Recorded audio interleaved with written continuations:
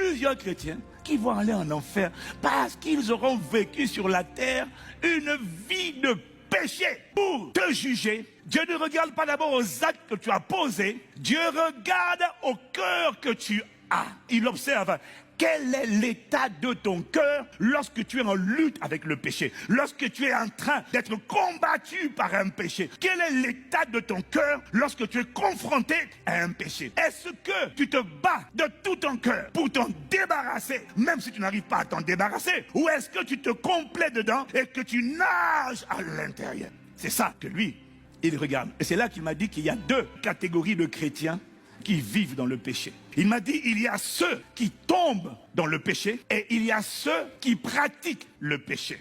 Il y a une nette différence, bien aimé, entre tomber dans le péché et pratiquer le péché. Jean ne dit pas, quiconque est né de Dieu ne tombe pas dans le péché. Jean ne dit pas ça. Il dit, il ne pratique pas, il ne travaille pas, il ne cultive pas. Il ne demeure pas dans le péché.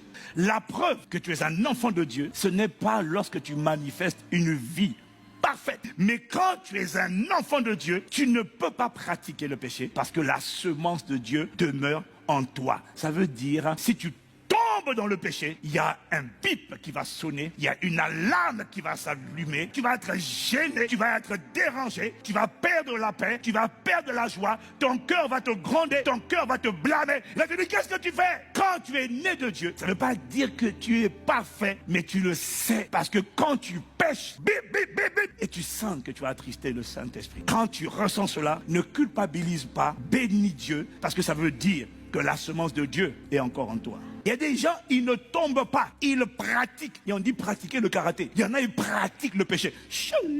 Ils habitent à l'intérieur.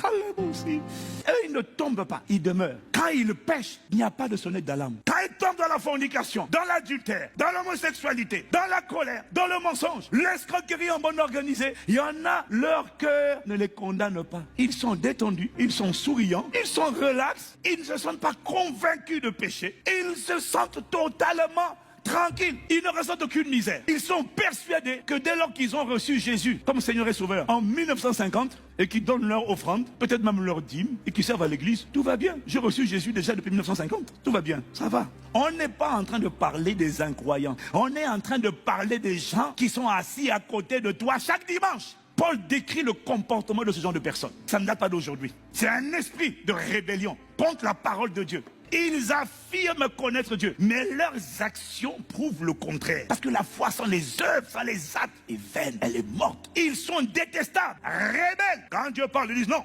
Et incapables d'aucune bonne œuvre ou bonne action. Jésus avait déjà averti avant ça. Il avait dit que pendant que les hommes dormaient, l'ennemi vint et il sema l'ivraie parmi le blé. Alors l'Esprit m'a dit qu'il y a des chrétiens ivraies parmi les chrétiens blé dans le champ de Dieu, qui prient, qui chantent, qui dansent, qui servent Dieu, qui participent aux activités de l'église, qui sont même responsables. Ils peuvent même s'appeler apôtres, pasteurs, bishops, tout ce que tu veux. Il y a des chrétiens infiltrés comme ça dans l'église, mais qui vivent délibérément dans le péché. Ceux qui pratiquent ne connaissent pas ce genre de chant.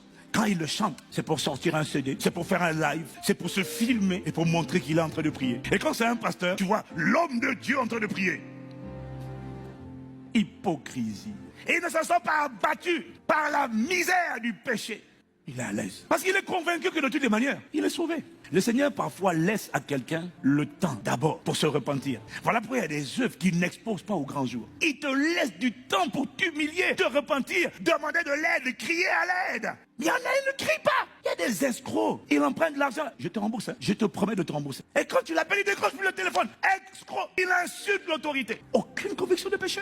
Pour lui, tout va bien. Pasteur, leader, star, dans l'impudicité, dans la fornication, dans l'immoralité, quelle que soit la forme. Et tu es détendu.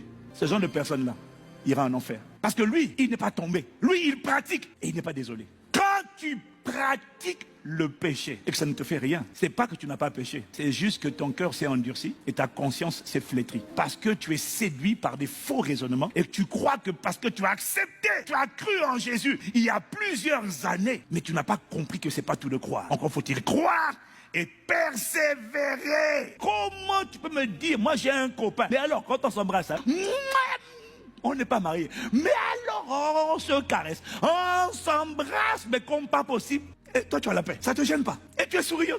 Comment ça va? Oh, super bien. L'enfer te dit, je t'attends. La pratique du péché, c'est ce qui t'emmène à ce qu'on appelle l'iniquité. C'est quoi l'iniquité? C'est la transgression ou le mépris volontaire des lois de Dieu. Dieu dit oh non. Toi tu dis non, je méprise. Dieu dit c'est. Ah non, non, non. Moi, je m'appelle Picsou 2. Non, pas Picsou 2. Picsou Junior. Waouh. Je ma copine, on couche. Le jour où on voudra se marier, on se mariera. Mais le dimanche, je vais à l'église. Hein. Insouciance. Dieu préfère ce Samaritain qui lui dit aie pitié de moi. Je suis qu'un pauvre pécheur.